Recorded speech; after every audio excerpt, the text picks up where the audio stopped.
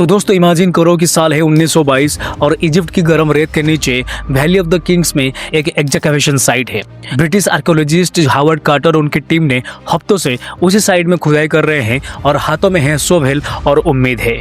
तो एक दिन 4 नवंबर को क्या होता है कि उनकी जो टीम्स रहता है उनको उसी साइट में कुछ स्टेप्स मिल जाते हैं। तो जब वो लोग उसे खोद कर स्टेप बाय स्टेप नीचे जाते हैं तो अचानक से उनको एक दरवाजा बंद हुआ मिलता है जो कि लगभग 3000 साल से कोई भी खुला ही नहीं था।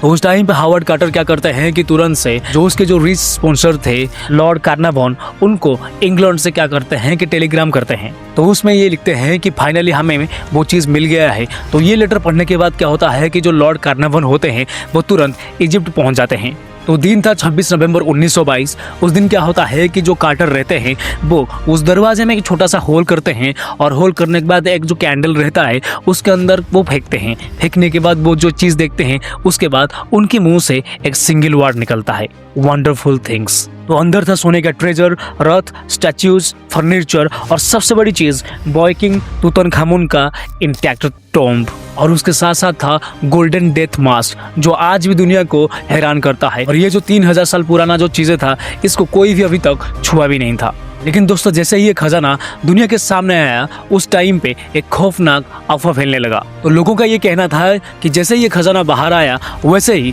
जो मम्मी की जो श्राप है वो जग उठी है। और वो श्राप ये था, जो भी इस फारो के आरामगढ़ को डिस्टर्ब करेगा उसको मौत के हाथ से कोई नहीं बचा सकता। तो जब लोग ये श्राप के बारे में सुने तो पहली बार तो लोगों ने हंसे, लेकिन जब कुछ महीने के बाद लॉर्ड कार्नावान की मिस्टीरियस तरीके से मौत हो जाती है उसके बाद ये जो श्राप की जो स्टोरी रहता है वो आग की तरह फैलने लगता है। और अगले कुछ सालों के अंदर क्या होता है कि लगभग 22 लोग जो लोग इस टॉम्ब से डायरेक्टली या फिर इनडायरेक्टली जुड़े थे उन लोगों का एक के बाद एक मिस्टीरियसली मौत होने लगा। कुछ लोगों को स्ट्रेंज इलनेस पकड़ा तो कुछ लोगों ने एक्सीडेंट्स मरे या फिर कुछ लोगों ने खुदकुशी कर ली। और ये चीज सुनने के बाद पूरी दुनिया जो है वो शॉक हो गई थी। और जो न्यूज की हेडलाइंस होते हैं वो हर दिन किसी ना किसी की जो डेथ है उसको प्रिंट कर रहा था।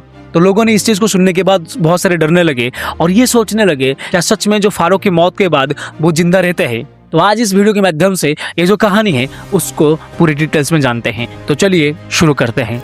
तो दोस्तों जैसे कि मैंने आपको बताया कि 4 नवंबर 1922 को जो कार्टर की टीम थे वो लोग रेत के अंदर एक स्टेप्स को ढूंढे और जैसे ही वो स्टेप्स को खोदते गए उनको एक दरवाजा मिला और उस दरवाजे में क्लियरली लिखा हुआ था तूतनखामुन का नाम। तो जो हावर्ड कार्टर थे वो एक्साइटमेंट में ये जो दरवाजा है वो तुरंत नहीं खोला। तो उन्होंने क्या करते हैं कि लॉर्ड कार्नावान जो कि इंग्लैंड में थे और इस प्रोजेक्ट को पैसा दे रहे थे उनको एक लेटर भेजा। तो ये न्यूज सुनने के बाद जो लॉर्ड कार्नावान होते हैं उनकी बेटी लेडी एवलिन के साथ तुरंत क्या करते हैं कि इजिप्ट पहुंच जाते हैं। तो 26 नवंबर 1922 को क्या होता है कि जो लॉर्ड कार्नावान थे और उनकी जो बेटी थी लेडी एवलिन और उसके साथ साथ उनके जो ट्रस्टेड वर्कर थे और कार्टर थे। तो उस टाइम पे क्या होता है कि जो कार्टर रहते हैं वो उस दरवाजे में एक छोटी सी होल करते हैं और होल करने के बाद उसमें एक कैंडल को डालते हैं ताकि वहां पर ऑक्सीजन है या फिर नहीं है ये चेक कर सके। तो उसके बाद क्या होता है कि जो हावर्ड कार्टर रहते हैं वो उस छेद से उसके अंदर का चीजें देखते हैं और वो जैसे ही देखते हैं वो शॉक हो जाते हैं क्योंकि उसके अंदर बहुत सारे खजाना था जिसके ऊपर सिर्फ गोल्ड और जो चमकती हुई पत्थर था। तो वो लोग कुछ महीने तक सिर्फ एक्साइटमेंट रखते हैं और उसके बाद 1923 में क्या करते हैं कि ये जो दरवाजा रहता है उसको तोड़ते हैं और उसके अंदर से जितने भी खजाना होता है उसको निकालते हैं और इसके साथ साथ उसके अंदर से जो तूतनखामुन का जो सार्कोफागस था उसको भी निकालते हैं क्योंकि उसके अंदर था सबसे कीमती गोल्डन मास्क, जो चीज देखने के बाद पूरी दुनिया हैरान हो गई थी। लेकिन दोस्तों यहीं से एक डार्क चैप्टर की कहानी शुरू होती है। 1923 के जो मार्च के एंड तक कहानी बिल्कुल सही था, लेकिन जैसे ही अप्रैल का महीना आता है उसमें पूरी कहानी बदल जाता है। कार्नावान जो कि इस प्रोजेक्ट को पैसा दे रहे थे वो अचानक से कायरो में एक होटल के अंदर क्या होता है कि बीमार पड़ जाते हैं। हुआ क्या था कि उनकी जो लेफ्ट गाल था उसके ऊपर क्या हुआ था कि एक मच्छर कटा था और सुबह क्या करते हैं कि जब वो सेविंग करते हैं तो वहां पे जो घाव हुआ था उसको वो कट कर देते हैं। और ये छोटी सी कट तो थी लेकिन इन्फेक्शन ने स्पीड पकड़ ली थी। उनकी जो तबीयत थी वो बहुत तेजी से खराब होने लगी जिसमें हाई फीवर, ब्लड पॉइजनिंग और निमोनिया जैसे बीमारी होने लगी।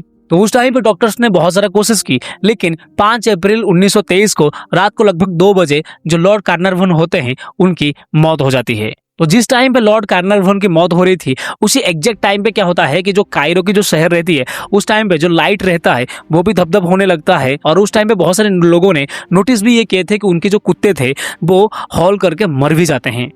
तो ये सब सुनने के बाद क्या होता है कि लोगों के मन में डर बैठ जाता है और उसके बाद जो न्यूज़पेपर रहती है वो प्रिंट ये करते हैं कि हारों की श्राप की वजह से पहला विक्टिम मर गया। और इसी इंसिडेंट के बाद जो मौत की जो सिलसिला होता है वो शुरू हो जाता है। पहले क्या होता है कि American millionaire George Jack Gold, जो कि लॉर्ड कार्नरवन के दोस्त थे और इजिप्ट को टॉम देखने के लिए आए थे, उनकी मौत भी उसी सेम तरीके से हो जाता है। फिर रेडियोलॉजिस्ट सर आर्किवल्ड डॉगल्स रेड, जिन्होंने तुतनखामुन की मम्मी को एक्सरे किया था, उनकी भी सीरियस इलनेस की वजह से 1924 में मौत हो जाती है। कार्टर के टीम मेंबर आर्थर मेस, जो कि एक्सकैवेशन में उनकी हेल्प कर रहे थे, वो भी 1928 में उनकी भी मिस्टीरियसली मौत हो जाती है। कार्टर के जो पर्सनल सेक्रेटरी थे रिचर्ड विठल, उनका भी 1929 में क्या होता है कि बेड के ऊपर ही मौत हो जाती है। एक और आर्कियोलॉजिस्ट थे जिनका नाम था ह्यूज एवलिन व्हाइट, वो भी खुदकुशी कर ली। तो दोस्तों एक के बाद एक क्या होता है कि मिस्टीरियसली ऐसे ही जो उस टॉम के साथ जुड़े हुए थे उनकी मौत होने लगा।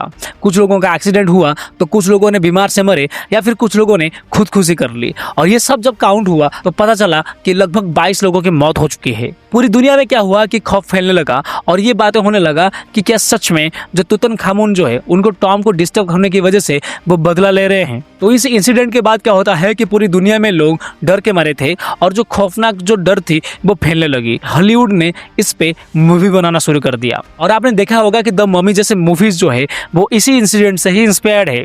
तो ये जो तुतनखामुन का जो टॉम था उसमें असल तरीके से क्या है कि कोई भी जो कॉर्स की जो इंस्क्रिप्शन है वो बिल्कुल नहीं मिला था। जो इजिप्शियन के जो टॉम्स होते हैं वो कभी कभी क्या होता है कि उसमें वार्निंग होते हैं, लेकिन वो लीगल टाइप का होते थे, जैसे कि जो इसे डिस्टर्ब करेगा उसे भगवान जो है वो पनिश करेंगे। तो इसके बाद क्या होता है कि 2002 में एक मेडिकल जर्नल जो है वो प्रॉपर इस चीज का साइंटिफिक स्टडी की। तो उन्होंने क्या किया है कि लगभग 44 वेस्टर्न लोगों को स्टडी की जिन लोगों ने इजिप्ट में टॉम के टाइम पे वहां पे मौजूद थे, और जिन 25 लोगों ने ये जो दरवाजा को खोला था उन लोगों की जो एवरेज एज थी वो लगभग 70 साल की थी और ये बिल्कुल नॉर्मल था। और ऐसे बहुत सारे ऐसे लोग थे जो लोग इजिप्ट में उस बुरियल चैम्बर को खुलने के टाइम पे वहां पे मौजूद थे, उन लोगों का भी बहुत लंबी टाइम पे मौत हुई थी। लेडी एवलिन हवर्ड, जो कि कार्नरवन की बेटी थी, जो कि पहली महिला थी जो कि उस बुरियल चैम्बर के अंदर गई थी, और वो लगभग जो है 1980 में मरी थी, जो कि ओपनिंग के लगभग 57 साल के बाद मरी थी। हावर्ड कार्टर, जो कि इन सारी चीजों को ढूंढ रहा था और उस मम्मी को अनरैप किया था, वो खुद 1939 में लगभग 64 और 65 साल की उम्र में मरा था, जो कि लगभग ओपनिंग के 16-17 साल के बाद है। और ये जो स्टडी जो मेडिकल जर्नल कर रहे थे उन्होंने ओपनली कहा कि कॉर्स का इससे कोई लेना देना नहीं है। जो साइंटिस्ट लोग थे वो लोग एक बहुत बड़ी कॉमन साइंटिफिक एक्सप्लेनेशन दिया। उन्होंने ये कहा कि 1920 के टाइम पे इजिप्ट में जो सैनिटेशन थी वो बहुत खराब थी, जिसकी वजह से इन्फेक्शन हुआ और ये लोग मर गए। और लॉर्ड कार्नरवन जो थे वो पहले से ही उनकी जो हेल्थ था वो वीक था और पहले से उनका कार एक्सीडेंट भी हुआ था। और टॉम में पुराना जो फंजी या फिर जो बहुत सारे जो कीटाणु होते हैं वो भी होते हैं। जो चीज़ क्या होता है कि रिलीज होने के बाद वो वीक लोगों की जो रेस्पिरेटरी प्रॉब्लम है वो चीज़ कर सकते हैं, लेकिन ये टीम के सब लोगों को नहीं हुआ। ज़्यादातर डेथ जो हुआ है वो एज, प्री एग्जिस्टिंग कंडीशंस या फिर सिंपल बैड लक से हुई हुआ है।